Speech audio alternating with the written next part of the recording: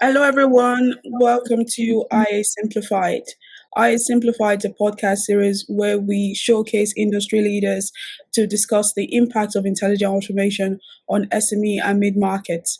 I'm your host, Tolani Jaitikolo, and today I have an important guest, Olivier Gomez, known as OG.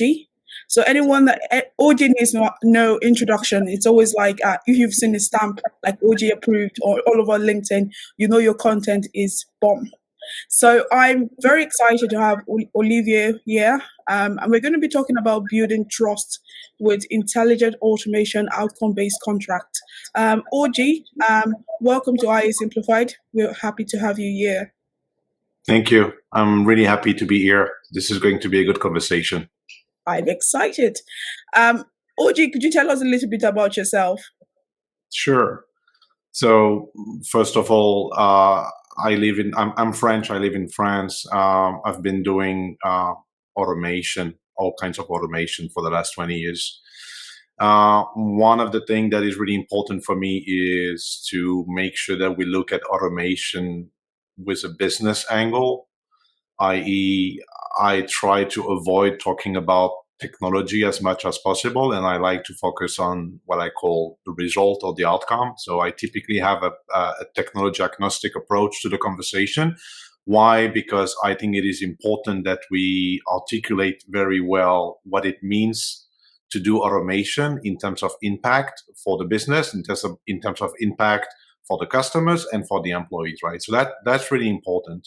So about a year and a half ago, I started a company called IAC, and that's all we do. We are entirely focused on delivering results. You know, there's a bit of a return on investment issue left and right, and we are really making sure that we are delivering results for our clients.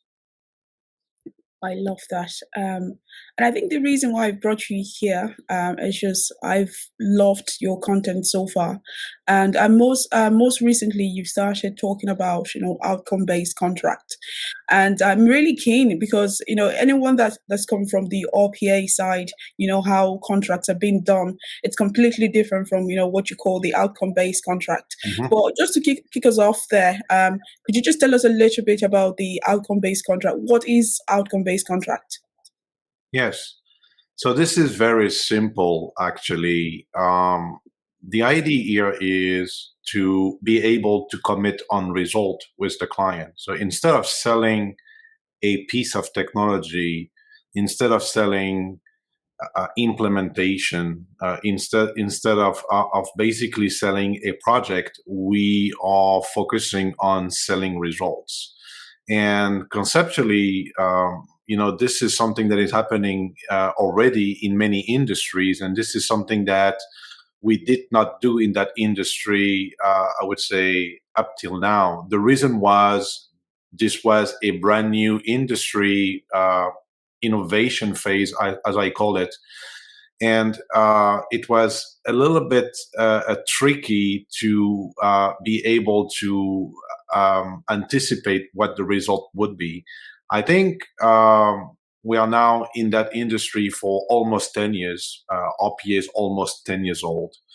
And we are starting to know, we are starting to have experience. We are starting to really have what I call use cases or success cases. And we really understand what to expect. And I think it's about time that we are able to commit on those results. Of course, there's a certain amount of risk that has to be taken, but I think the time is right for us to switch away from a typical T&M, times and material, or typical project slash scope of work type of contract into a proper outcome base. I think this will be welcomed by the clients. That's interesting. And what's typically part of your outcome-based contract? Do you define the risk upfront? Do you define, let's say, POC, the architecture, infrastructure? What is this really involved? What's really involved in this? Yeah. Yes. So again, sticking to what I said before, we really take a business angle to those contracts. So typically what we do is we identify within a department of a large company we identify a business process that can be a target for those contracts, and then we typically commit on delivering result against that. So let me be very tangible and practical here. If we take a finance department, or if we take an HR department, or if we take an IT department, and there's hundreds of people working on a given process and processing, let's say, tickets, for example, in a ticketing system, we will scope the work. We will do the analysis of the data, which is sometimes difficult because sometimes the data is not fully structured. So it requires a bit of data science skills to do that. And then we will, based on the experience that we have, we will assess and we will commit on a certain improvement of that process. So practically, if there's 200 people working on, I don't know, 10,000 tickets, after doing the analysis and mapping those tickets to known use cases that we have in our library, we will be able to commit to the client and say, if we implement intelligent automation, I'm not going into the technology, but intelligent automation, we will be able to deliver 10, 20, 30, 40% improvement, which means that we will be able to release and you will be able to redeploy, 10, 20, 50 people. And that's what we commit on. Everything else, when we frame the contract, is not even being discussed. I mean, of course, we go into the solutioning, into the details of the implementation, but contractually, what's really important for the client is that we are able to deliver those improvements, and we are able to free up those resources so they can do something else that is more important for the company, right? So again, that's really how we talk to the client. It's really a business conversation, and it is not a technology conversation. We consider that it is a given that we're going to be using technology to deliver those results, right?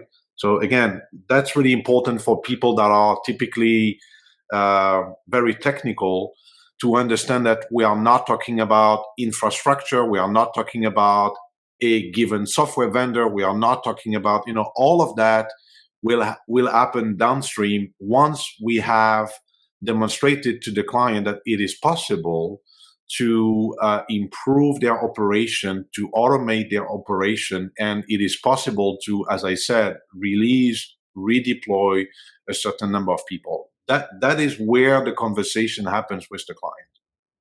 Okay, that's very interesting. I've never really thought about it in that kind of context. But what I think more especially, I think what I've always been concerned when it comes to outcome based is, how do you deliver? Is this going to be agile? Is this going to be waterfall? Just give us a bit of context into the sort of delivery. Yes. So this is a very important point, and if I back up a little bit, as we go into an outcome-based contract, one of the most important thing is to be able to establish a true win-win with the client, which means that we are working with the client, not for the client, which means that we understand what the client is using in terms of technology, what's the environment. And by the way, we try as much as possible to leverage the investments that the client has already made, let's say in the RPS space, or a cloud provider, or I don't know, a ticketing system like ServiceNow, any of those big, and we leverage that when we do the solutioning. Very similar approach when it comes to how we work. Obviously, we like to work agile, but more importantly than pushing our own way of working, we try to leverage the way the client is working. And why is that important? We want to have a seamless integration with the client environment. So obviously we advise, obviously we have our own standard and way of working, but the key point here is for the client not to be disrupted by the work we are doing. So again, we understand how the client is working, and we will, let's say, blend into the client operation so that the client is not disrupted by what we do, right? We really try to be low touch or light touch when it comes to managing the relationship between the client and ourselves. So again, we have preferred way of working. We like to work agile. We like to have really fast iteration and improvement of what we call use cases. So when we deploy a bot or a use case into an environment, we try to very quickly iterate against it. But at the same time, we follow the client's process in terms of testing, in terms of deploying, in terms of running as well, right? So our key focus here is to really blend into the client's operation and to follow as much as possible the client's standards and to leverage as much as possible the client's technology that they have up and running. Okay, only if there is really a need to change something, we will advise the client to do so. But you would be surprised, most of the time, we are able to deliver result by leveraging what the client has already in place. Actually, large company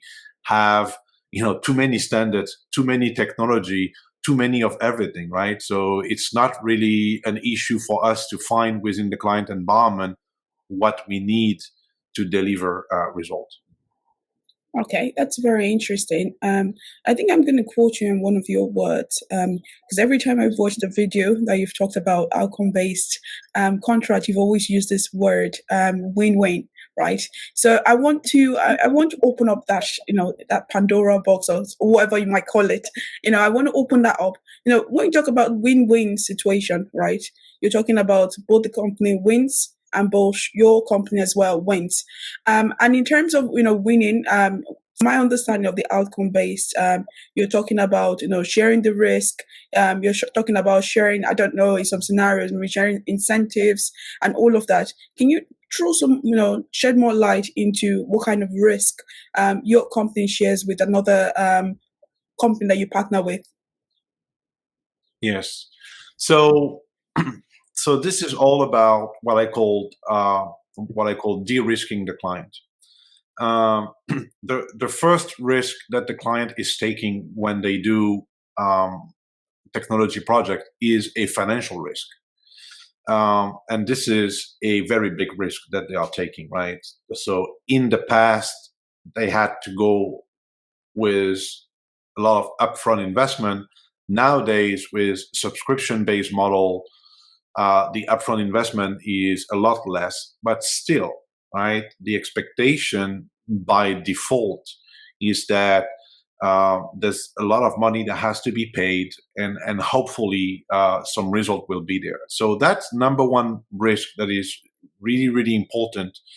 And again, with this win-win model, we are sharing the risk, which means that financially, we are basically allowing the client to wait to see the result before they sign the check, which is something that is quite refreshing for our clients. So this is the financial risk. What we are also sharing is what I would call operational risk. When you are introducing automation, digital workforce in a given environment, and you are automating a given process, and you are releasing the people doing this activity so they can do something else, you are introducing here a risk, meaning the digital workforce that you are creating is becoming business critical. Especially if they are replacing entirely or they are replacing a large portion of the human workforce doing the work. So if something happened here, you're gonna be in a situation very similar to I have none of my employees showing up at work. So the operational risk is also something that we are totally sharing with the client, and our commitment here, on top of de-risking from a financial standpoint, is to also de-risk from an operational standpoint. So for us, building a solution is very important, but even more important is running the solution, right? People tend to minimize the automation ops. People tend to minimize the effort it takes to run a digital workforce. People are focusing on building, people are focusing on the technology, but the operational side of automation is very big, especially if your footprint, if you are scaling automation, if your footprint is big, the operational activity is going to be big to maintain those digital employee, and therefore the risk there is also really big, right? So for me, those are the two biggest risks that we are sharing, and that we are really we are really focusing to de-risk the client on those 2 points: the financial risk they are taking and the operational risk that we introduce when we introduce our, let's say, automation or digital workforce.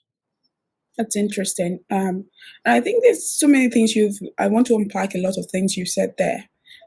One about the operational risk. Just sharing, that's interesting to see, just a service provider thinking in that light. It's very difficult for, if you've seen in the past, I know you know that automation providers don't think in that particular light. It's always about, introducing the technology, and forgetting, what happens to the operations associated with that. And I want to really ask, has that really influenced the way you've talked about pricing, particularly around gain sharing? Because there are other ways to incentivize service providers. But has that really changed your perspective on that? Yes. So let me explain why. So as you said, right, there's far too many people focusing on technology, and I understand why. Very exciting, very disruptive, very cool as well, especially when it's new.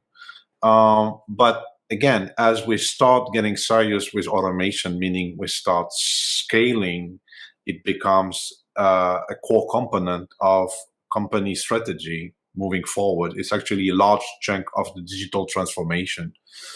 As you introduce that, you end up having to handle it all the way. So you talk about gain share.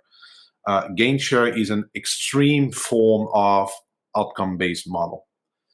It's extreme because an outcome-based model, you typically get paid when you deliver result, and that has to be well defined. A gain share model, you only get paid if there is a dollar gain made by the client.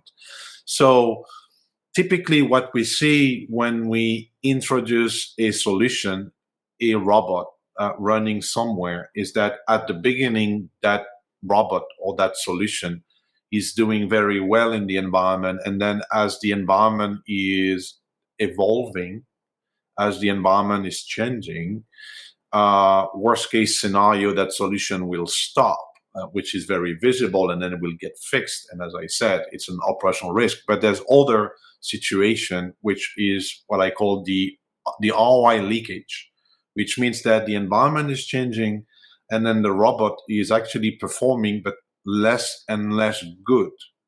The actual automation rate is actually decreasing over time. And what is really important to understand is, as we commit with an outcome-based contract, or even more extreme with a gain share, it is, by default, our job to make sure that there is no ROI leakage, to make sure that those bots are correctly managed operationally, so that instead of doing less and less well, they are doing more and more automation, right? The goal here is, it's by default, you are incentivized to keep improving the bots along the way, not just to build it, release it, and run away, right? You keep improving it over time, like a continuous life cycle improvement model applied to intelligent automation, so that you keep improving what I call the automation rate, because obviously the better the bot is performing, the more money the client will save, and the more money the provider will make. So this is an ideal situation. It's a true win-win, where not only you are there to build the solution and make sure that it delivers, according to expectation, but that over time, and that over time can be multiple years, you keep improving in a continuous improvement model, and you keep delivering more and more automation so that there's more and more gain to be shared. Very simple. Interesting. And in your opinion, as companies in the next few months look to invest into this kind of model, outcome-based model, especially, let's say, Fortune 2000 right companies, what's your advice? What should they be on the lookout for when they're trying to create such relationship with their service provider? Yes. So I think this is for the industry, this is a secret, meaning not many people know that this is even possible. There's actually this idea that it is very complex to set up an outcome based. It is very risky to set up an outcome based, and I have done it, multiple times, and I can tell you that it is not. It is not 100%, all the time possible. There's corner cases where I would not advise to do it, but for the bulk of the contract, 80% of the time, it is entirely possible to build an outcome-based model when you have a provider. So what I would advise a company to do is to ask very openly, if this is an option. Typically, service providers are not very keen to do that because, again, they have to take risk that they did not take before. It has potentially an impact on their cash flow because you have to work for free until you get paid, and that can be, months and months of work without being paid. So it has an impact on cash flow, and then there's a risk that if you don't deliver, you don't get paid.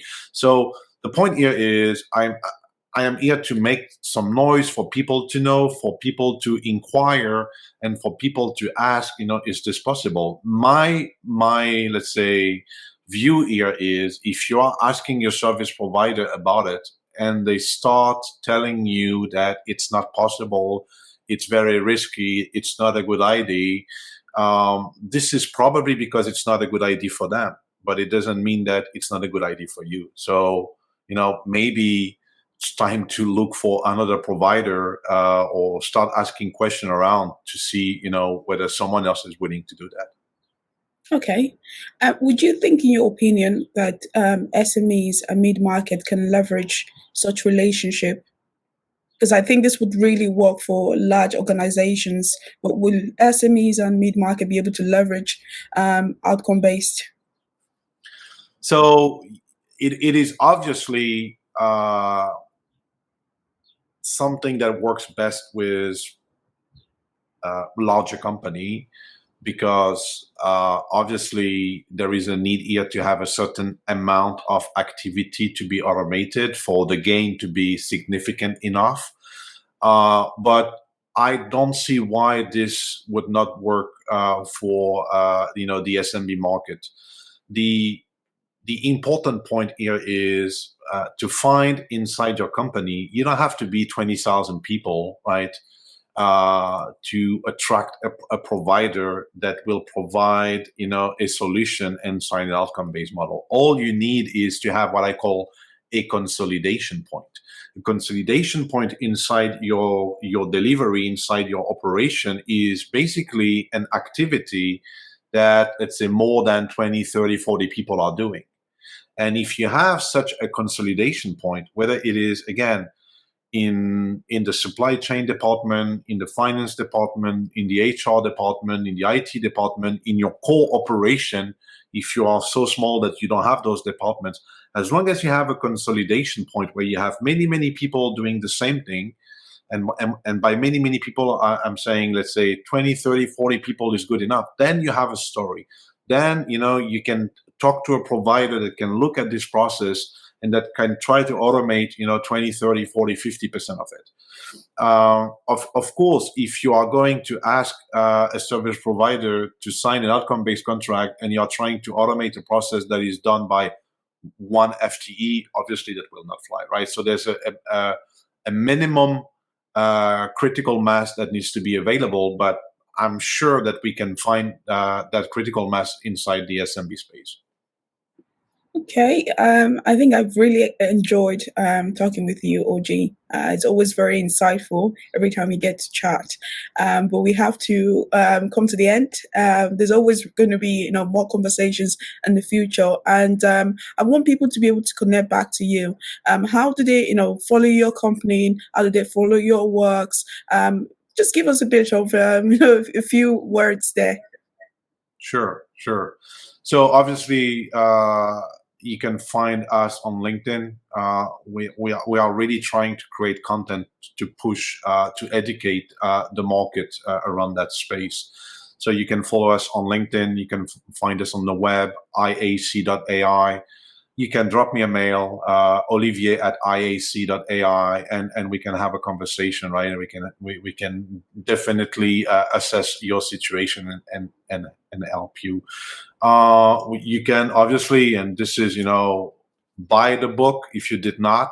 So this is really important because this is giving, it's written by a few of my colleagues and Pascal. And I think this is really important that you understand the art of the possible around the space. And this is something that I am, really advising people to do, even if you are not technical, even if you are not in that space, because again, and this is my closing comment, I think, automation, AI, and this overall intelligent automation space is here to stay, is here to grow, is here to scale, right? So it's like a critical skill that you need to learn, you need to understand, you need to leverage if you want to be around. Whether you are an employee and you want to have a better profile, or whether you are a company and you want to be more competitive on the market, right? So this is not something that you can skip. You're gonna have to. It's like the internet, right? You're gonna have to live with it. And I think this is a good news conversation because there's a lot of things that no one wants to do that technology can do nowadays. Oh, thank you. Thank you so much for that insight. So, for everyone watching us, a full transcription will be available on our website, www.rpajargonbuster. And we would also link a couple of the, I think, some of your articles as well that I find very insightful will be linked to wherever this is broadcasting. I would also be able to provide all that information about, links to where you can get the book on Amazon. For others, or for people also watching, I RPA Jargon Buster is a IA consultant, so we provide a lot of solutions for SMEs mid market. So if you want to have a chat, feel free to drop us an email, info at RPA Jargon Buster, or feel free to reach out to me on LinkedIn. So until next time, stay informed.